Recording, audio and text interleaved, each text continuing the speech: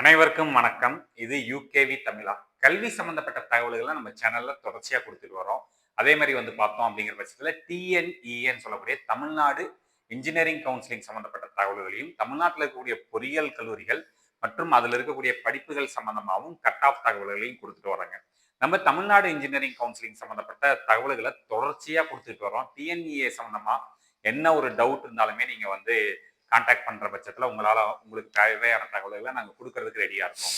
So இப்போ இந்த particular வீடியோல நான் எந்த விஷயத்தை பத்தி பேச போறேன் அப்படின்னு பாத்தீங்கன்னா, இப்ப தமிழ்நாடு இன்ஜினியரிங் அட்மிஷன்ஸ்னு சொல்லக்கூடிய தமிழ்நாடு இன்ஜினியரிங் கவுன்சிலிங்கான அப்ளிகேஷன் டேட்டுங்கிறது முடிஞ்சிருச்சுங்க. ஸோ டோட்டலா எல்லா ப்ராசஸும் கம்ப்ளீட் ஆயாச்சு. இப்போ இனிமேல் வந்து அப்ளிகேஷன்ங்கிறது டேட் எக்ஸ்டெண்ட் பண்ணல. ஆல்ரெடி இருந்த டேட்டை தான் ஒரு 5 டேஸ் எக்ஸ்டெண்ட் பண்ணியிருந்தாங்க. இப்போ அதுவுமே டோட்டலா க்ளோஸ் ஆயாச்சு. ஸோ அப்போ இந்த வருஷம் தமிழ்நாடு இன்ஜினியரிங் கவுன்சிலிங்ல மொத்தம் எத்தனை மாணவர்கள் வந்து பதிவு பண்ணியிருக்காங்க அப்படின்னு பார்த்தோம் அப்படிங்கிற பட்சத்துல கிட்டத்தட்ட நம்மளுக்கு கிடைச்சிருக்க டீட்டெயில் 5ஆம் தேதி ஈவினிங் வரைக்கும் கிடைச்சிருக்க டீட்டெயில்ங்கிறது 3 லட்சம் மாணவர்கள் தாண்டிட்டாங்க. அதாவது ரெஜிஸ்டர் பண்ணதுங்கிறது கிட்டத்தட்ட ஒரு 3 லட்சம் மாணவர்கள் தாண்டிட்டாங்க. இதுல வந்து நம்மளுக்கு வந்து பேமெண்ட் பண்றவங்க, அப்டேட் பண்றவங்க, சர்டிபிகேட்ஸ் அப்லோட் பண்ணவங்க அப்படின்னு டோட்டலா பாத்தீங்கன்னா இந்த 6ஆம் தேதிக்கு அடுத்து ஒரு டேட்டா வந்து என்ன கிடைச்சிருக்குன்னா கிட்டத்தட்ட ஒரு 2,45,000 மாணவர்கள் வரைக்கும் வந்து பாத்தீங்கன்னா இந்த கவுன்சிலிங்கான அப்ளிகேஷன் ப்ராசஸை டோட்டலா, அதாவது ரெஜிஸ்டர் பண்ணி ஃபீஸ் பே பண்ணி சர்டிபிகேட்ஸ் எல்லாம் அப்லோட் பண்ணி கிட்டத்தட்ட ஒரு 2,45,000 மாணவர்கள் வரைக்கும் நம்மளுக்கு வந்து கம்ப்ளீட் பண்ணிட்டதா வந்து ஒரு அபிஷியலான ஒரு தகவல்ங்கிறது கிடைச்சிருக்குங்க. ஸோ அப்போ 2,45,000 பேர் வந்து கவுன்சிலிங்ல கலந்துக்க போறாங்க. அப்ப 2,45,000 பேத்துக்கும் சீட்டுகள் கிடைக்கிறதுக்கு வாய்ப்புகள் இருக்குதா அப்படிங்கிறதா எல்லாருக்கும் இருக்கக்கூடிய ஒரு பெரும்பாலான டவுட்டுங்கிறது என்ன பண்றா, 2,00,000 பேர் சொல்றீங்க சார், ஆனால் கவுன்சிலிங்கு கிட்டத்தட்ட 1,50,000 சீட்ஸ்ல இருந்து 1,75,000 சீட்ஸ் வரைக்கும் தான் கவுன்சிலிங்ல கலந்துக்க போறவங்களுக்கு இருக்குது. இப்ப 2,00,000 பேருங்கிறப்ப 75,000 மாணவர்களுக்கு சீட்டு கிடைக்காம போக வாய்ப்புகள் இருக்குதா அப்படின்ட்டு நிறைய பேத்துக்கு ஒரு டவுட் இருக்குங்க. ஸோ மாணவர்கள் மற்றும் பெற்றோர்கள் கவலைப்பட வேண்டாம். இந்த கவுன்சிலிங்ல பார்ட்டிசிபேட் பண்ணக்கூடிய எல்லா மாணவர்களுக்கும், அதாவது இருக்கிறதுலேயே லோயஸ்ட் கட் ஆஃப் வாங்கியிருந்தா கூட உங்களுக்கு வந்து கவுன்சிலிங்ல சீட்டு கிடைக்கிறதுக்கான வாய்ப்புகள்ங்கிறது ரொம்ப ரொம்ப அதிகமா இருக்குது.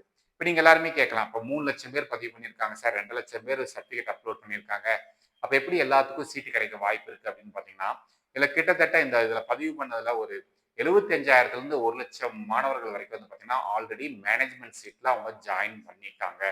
பெரும்பான்மையான கல்லூரிகள்ல சில கல்லூரிகள் எல்லாம் பார்த்தீங்கன்னா மேனேஜ்மெண்ட் சீட்ஸ்ங்கிறது கம்ப்ளீட் ஆயிருச்சுங்க. அதாவது மேனேஜ்மெண்ட் சீட்ஸ்னா நேரடியா அவங்க வந்து கல்லூரிகளில் போய் ஆல்ரெடி சேர்ந்துட்டாங்க.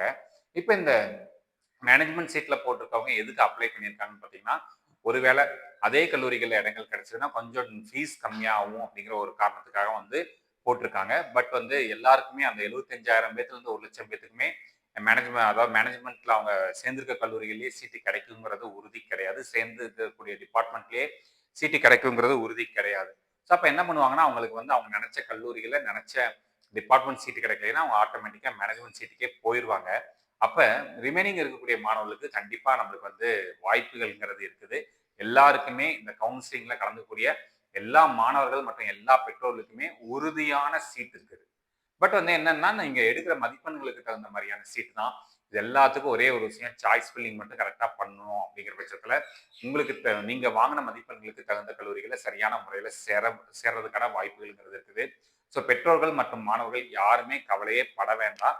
கண்டிப்பா சீட் இருக்குங்க. அதனால கவுன்சிலிங்க்கு நம்மளுக்கு வந்து சீட்டு கிடைக்காது, நம்ம போய் மேனேஜ்மெண்ட் சீட்ல சேரணும் அப்படின்னு எந்த ஒரு அவசரமும் பட வேண்டாம். எந்த ஒரு பதட்டமும் பட வேண்டாம். இன்னும் ரிலாக்ஸா இருங்க. இன்னும் கவுன்சிலிங்க்கு இன்னுமே கிட்டத்தட்ட 1.5 மாசம் இருக்குது. இது இல்லாம இன்னும் நீட் எக்ஸாமோட ரிசல்ட்ஸ்லாம் இருக்குது. அதனால மாணவர்கள் யாரும் தயவு செஞ்சு அவசரப்படாதீங்க. கவுன்சிலிங்கான விஷயங்கள் இருக்குது. அதே மாதிரி உங்களுக்கு கவுன்சிலிங் சம்பந்தமா என்ன உங்க அப்ளிகேஷன்ஸ்ல மிஸ்டேக் இருந்தாலும் போய் டிஎஃப்சி சென்டர்ல பாருங்க. அவங்க உடனுக்குடன் எடிட் பண்ணி உங்களுக்கான தேவையான தகவல்களை சரி செஞ்சு தருவாங்க. அங்க போறேன் சார், இங்க போறேன் சார்ன்னு சொல்லிட்டு டைம் வேஸ்ட் பண்ண வேண்டாம். இந்த மாதிரி கண்டினியூஸா உங்களுக்கு இன்ஜினியரிங் கவுன்சிலிங் சம்பந்தப்பட்ட தகவல்கள் வேணுங்கிறவங்க யூகேவி தமிழா அப்படிங்கிற இந்த யூடியூப் சேனலை சப்ஸ்கிரைப் பண்ணிக்கோங்க. மற்றும் இந்த வீடியோ உபயோகமா இருக்கு நீங்க ஃபீல் பண்ணீங்கன்னா உங்களுக்கு தெரிஞ்ச மாணவர்கள் மற்றும் பெற்றோர்களுக்கு இந்த வீடியோ ஷேர் பண்ணுங்க. மிகவும் நன்றி.